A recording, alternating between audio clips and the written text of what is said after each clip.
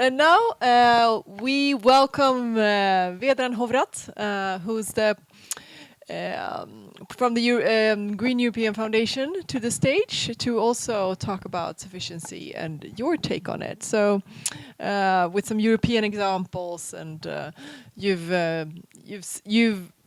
have a perspective of what's going on around Europe. So we look very much forward to hear it. Thank you. Thank you. So yes, I have another challenge to speak with you after the lunch, which I hope it won't be such a huge challenge. So yes, I'm just maybe as a brief disclaimer at the beginning, I'm working a lot in last 20 years on degrowth and postgrowth. So I'm coming from that camp, and my perspective on sufficiency is also holds. I'm not like a full promoter of sufficiency concept. I think it has very important use, and it can, but it also, I would say, it has some limits, and I will also open maybe questions so that we can have a debate at the end. How do you see the opportunities and challenges related to concept of sufficiency? And yes, as you noted, I've been privileged to be in most of the cities I will talk about briefly during the last 5, 10, 15 years, depending which one, and also in some cases dive deep into some of the sufficiency or sufficiency aligned measures and policies they implement. But just before, as a reminder, you already could see that from, I think, in Dirk's presentation, how IPCC defines sufficiency as a set of measures and daily practices that avoid demand for energy, materials, land and water while delivering human well-being or within planetary boundaries. We have a very similar definition also by United Nations Environmental Programme. And before this wave of coining it or defining the next level of sustainability as sufficiency emerged, we could 10 years ago or so could also follow some of the new literature that emerged around sufficiency. One was on the politics of sufficiency by Uwe Schneiderwind and Angelika Zarnt. This was more like from German side of German, Austrian, Switzerland geography of recognizing sufficiency and also experiences in these countries. It was very much advocating not only policies, but also politics of sufficiency, in the sense that that becomes, let's say, prevailing understanding framework to evaluate also how policies are designed and if they are successful. And from another, very completely, maybe ideologically, another perspective, there was also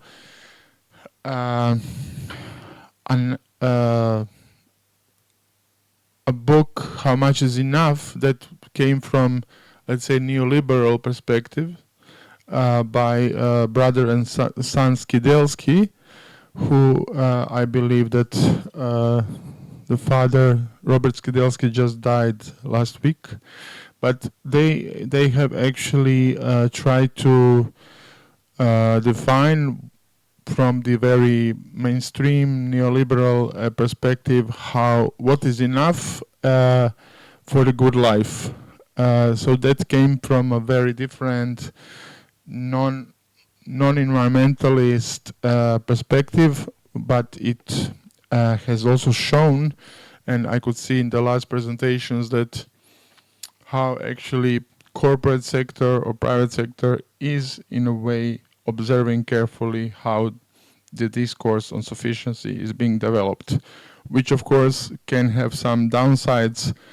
As we know, with sustainable development, what happened, it could also be a catchy word for the corporate world to, align with sufficiency as a measure of their success, or, I don't know, corporate social responsibility. So I would, just try to bring your attention to that part where actually sufficiency, where increased interest in the reducing resource demand stemmed from the situation which has shown that technological changes and techno-driven measures and efficiency improvements are just not enough to reach the Paris Agreement objectives. So sufficiency was therefore defined and designed as demand reduction strategy, and to be there to actually decrease what we call material throughput. So we should, the main objective of the sufficiency measures would be to reduce material flow and material throughput, which we experience in our production and consumption systems. And that also relates to phasing in more sustainable practices and phasing out unsustainable ones. What also brings me just to comparison with idea of degrowth. Very often degrowth is observed with some type of skepticism that everything will, almost like the life will disappear and everything will stop if we decide to, follow degrowth principles. But it is also that some of the aspects and some activities can and should be increased, particularly those that increase well-being, care, education, health, everything that relates to housing, everything that can relate to improving well-being, but phase out those which are destructive, that lead to environmental degradation, fossil fuel dependency, carbon footprint increase, and so on.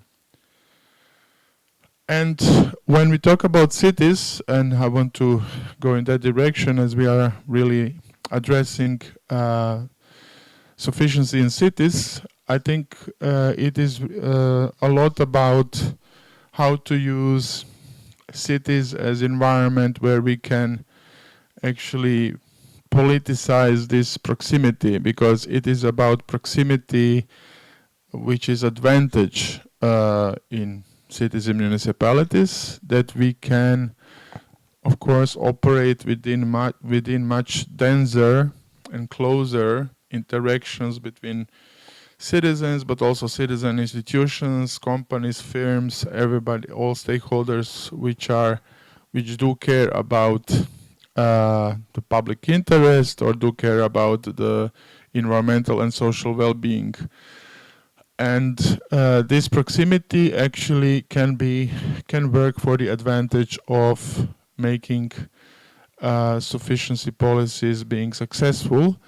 Of course, that also, as you know quite well, requires a lot of coordination between not only between different departments in the city itself, but also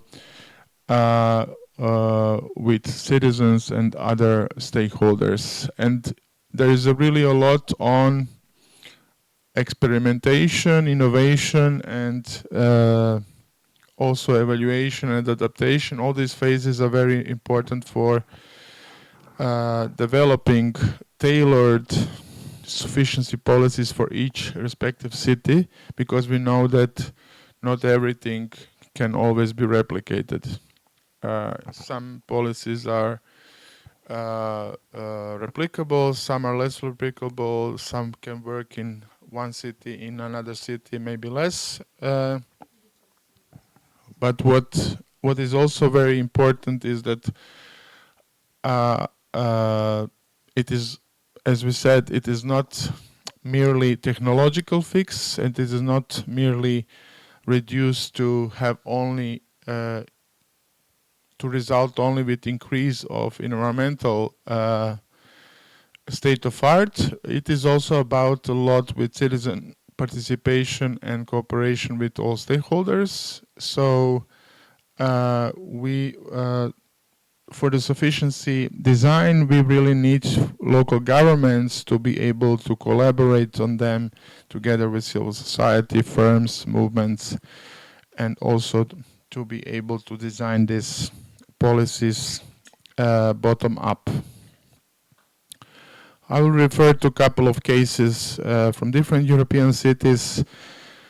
Maybe some of you have been there, and you could see it with in the from the first hand.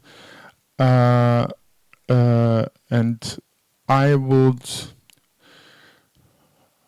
be sometimes skeptical to be able always to distinguish between is it degrowth policy, is it sufficiency, is it just sustainability? How do we make sure that we know what we talk about? What actually makes sufficiency policies different from other very similar or at the first glance similar measures? But we can maybe have this in the debate and the discussion how to, because I will also like to end with some open questions around sufficiency that might be interesting.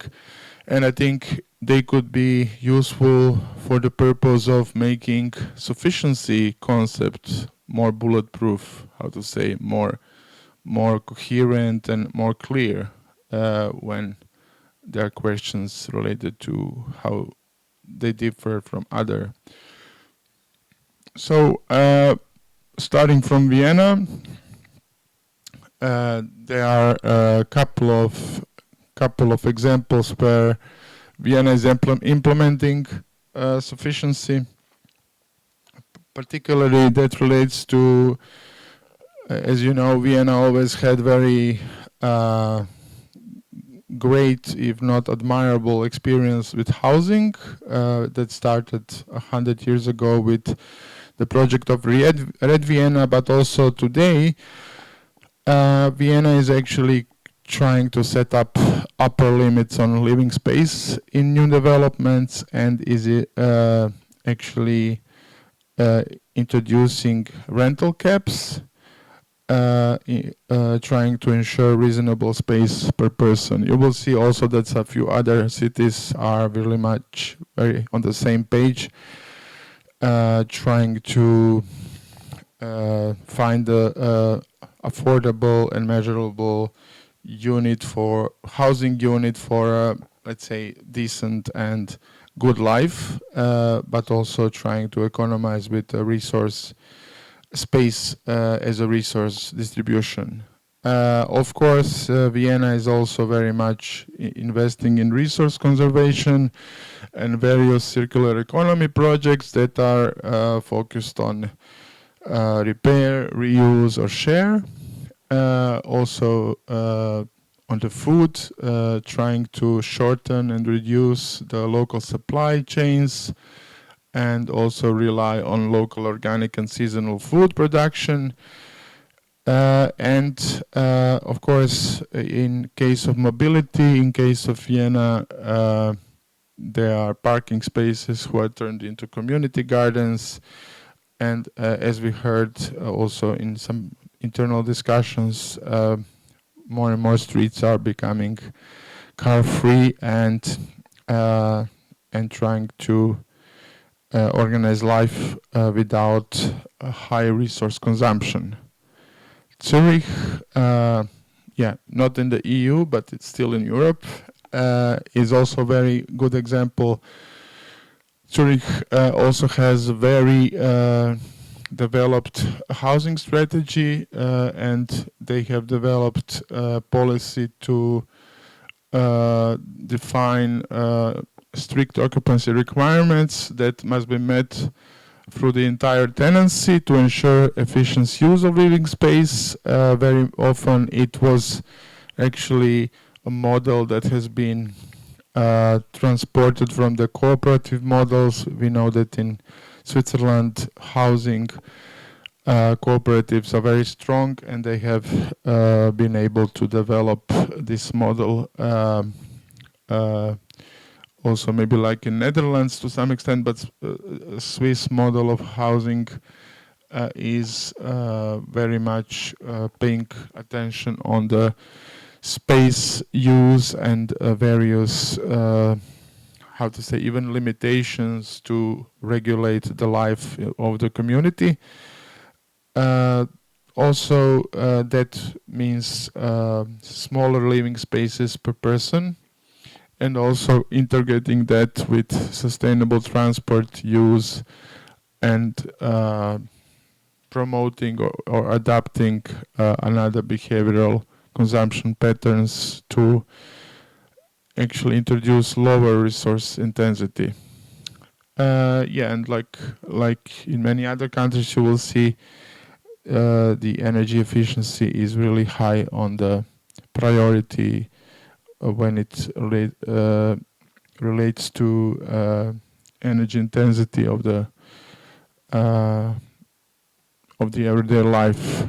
In Paris, I mean, these are just highlights. There are also some other practices in each city. So yeah, perhaps you heard some of the, I will try to focus on these few. In Paris, we know that there is a limiting heating in public and commercial buildings and reducing hot water boil temperatures. Also, in the mobility, there is reduce of speed, and there is promotion of car sharing and carpooling, and of course, increased cyclist infrastructure. Yes, like in France, and you will see that in Grenoble too, there are various ways to prohibit commercial advertising, and in Paris, all those of you who might know who covered Igro discussion, they use this word sobriété, like sobriety, which also is very often used to maybe highlight this nuance that we actually need a sober ways how to handle resources, that we don't act like, go over the limit, but to know where the actually boundaries and limits and how much resources we can use in order to ensure good life and also good life for the future generations. In Grenoble, which is really, in my personal experience, really a good case of, let's say, mid-sized city, which implemented during last 10 or more years a variety of different measures. Actually, that relates to the special project that they actually narrowed down or halved public lighting consumption. Also, they are controlling heating levels and cooling levels during all seasons.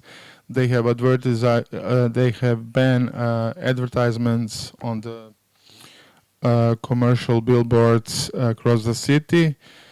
They also increase support for cycling and try to introduce structural changes in mobility, and they try to maximize land use in its planning, focusing on reducing construction and prioritizing renovation. We know that in many cities there is a lot of empty space. There are many empty apartments which are usually not used for years. On the other side, the construction industry wants to build and build more.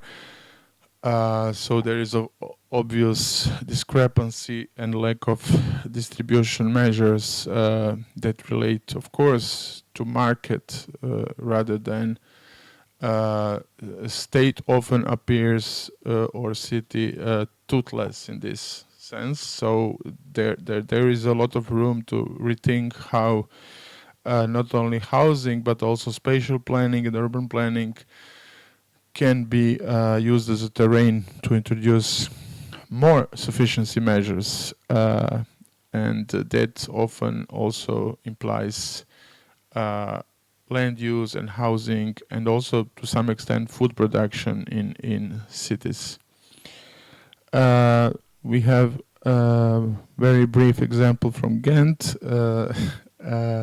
Dirk knows a bit much more about it, but Ghent introduced this fabulous, magnificent circulation plan that has a few years ago have been perceived as like a very good example of how to actually reduce number of cars and how to increase and enhance infrastructure for bicycles and support pedestrians and cyclists to actually to be able to commute fast and safe throughout the city, at the same time decreasing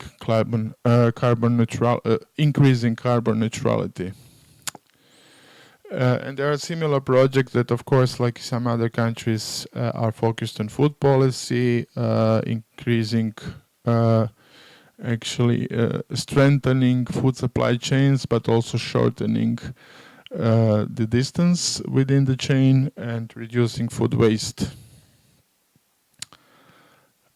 Freiburg is one of the German cities that is known for the sufficiency, I would say, for 30 or 40 years when it started. It's one of the very great examples of the cities that have been engaged with that for in a very long way.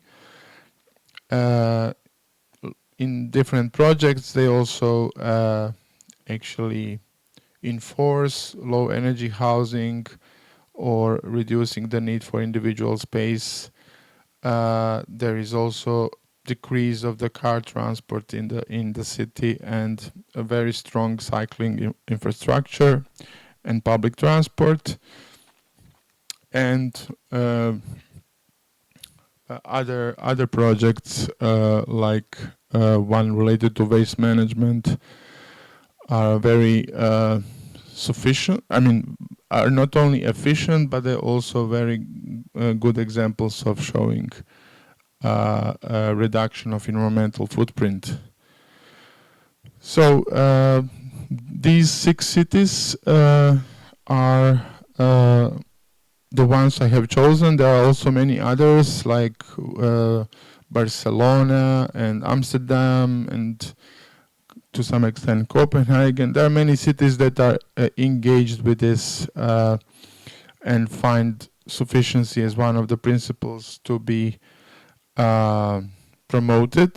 There are also cities like Budapest or Zagreb in Eastern Europe that are opening doors to this more and more.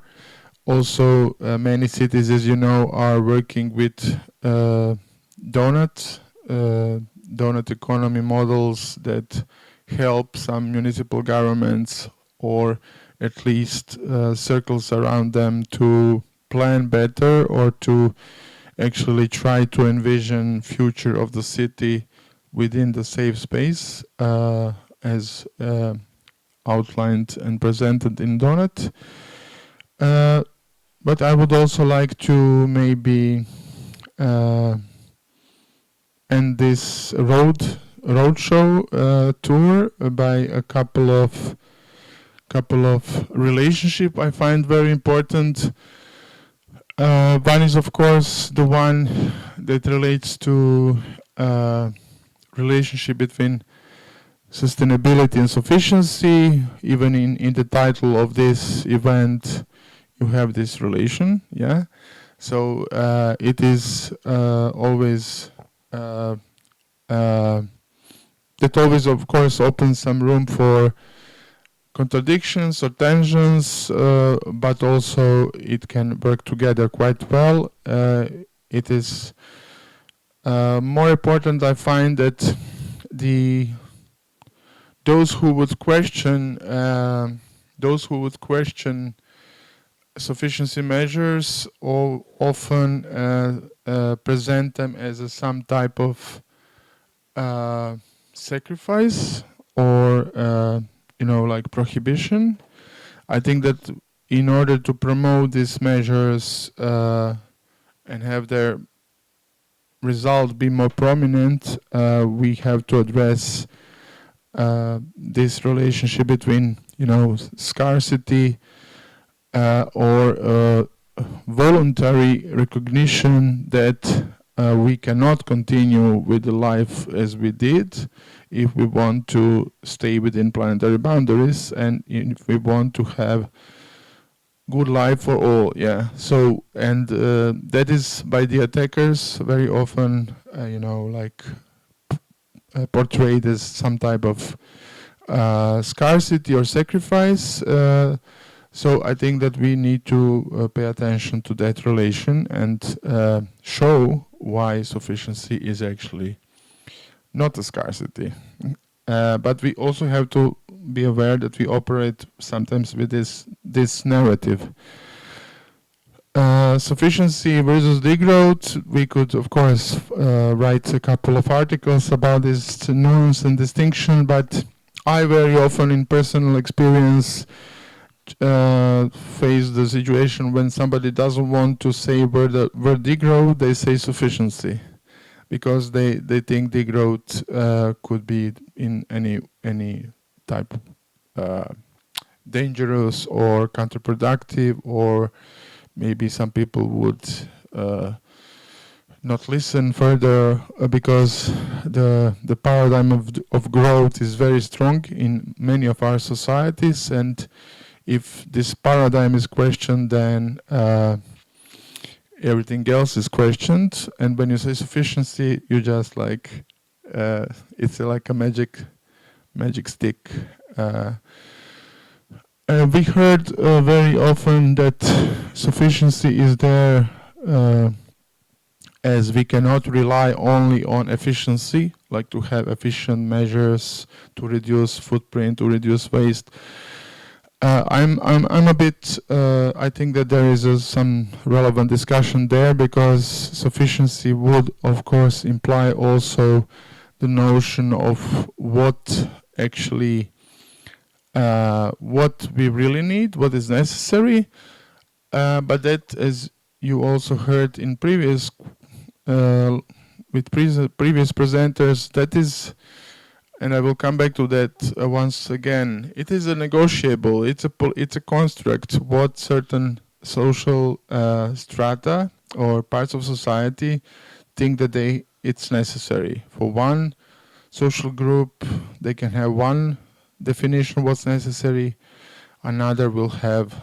I always use the example of my neighbor who has 4 cars at the level of household. So the all people in the household each has their own car, and for him, he thinks this is necessary. This is a bit maybe more extreme example, and he's not belonging to a very rich class or something like that. He's just like ordinary working guy, and they all have old cars, but everybody is driving car every day. So this is just an example. Many people think, and this is when we come to a bit later to normativity.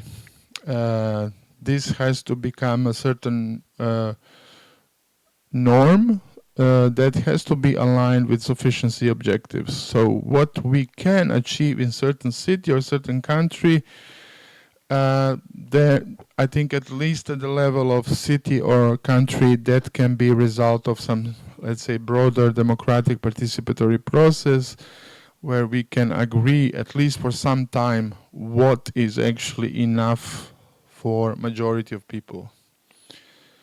And yes, very often we talk about abundance as some sort of, particularly in the literature, there is a notion of public abundance where we have a municipal government in this case, which has sufficient resources to ensure good life for all, public services, transport, housing, schooling, health, depending on the city, and then abundance appears sometimes in contrast with sufficiency, but there are ways also where we can see actually abundance working and sufficiency actually working for the purpose of creating this abundance. As all these actually measures, if they are coordinated and properly implemented, they can also not only save many costs, which can be redistributed for a better quality of living, but they can also, in the long term, they can have a very important transformative value. And yeah, I'm closing here. I just wanted to highlight that there are some important challenges related to it. This is not by accident. A bit like Pisa, tower in Pisa. So replicability is actually both advantage and opportunity, but it's also sometimes in question. I think that, of course, when we imagine sufficiency in Stockholm, replicability should not be an issue to deal with, but if something successful would be implemented or envisioned, then this model could be interesting also to be replicated elsewhere in Sweden or elsewhere in Europe, and that is something that also has a certain new value. Scaling up is also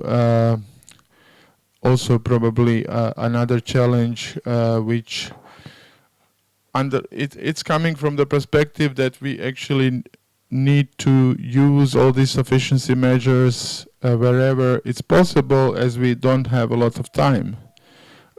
With climate urgency and with increasing devastating impacts of climate change, we don't have a lot of time. So scaling up and replicability are important, but they cannot, of course, be forced, and it has to be very much, each sufficiency measure should be somehow negotiated or tailored through interaction with society, in society.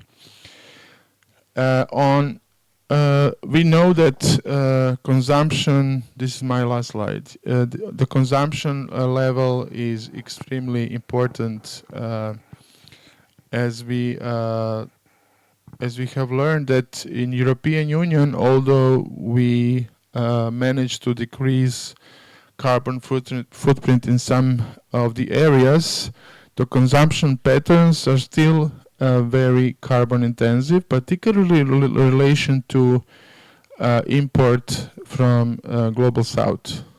And if we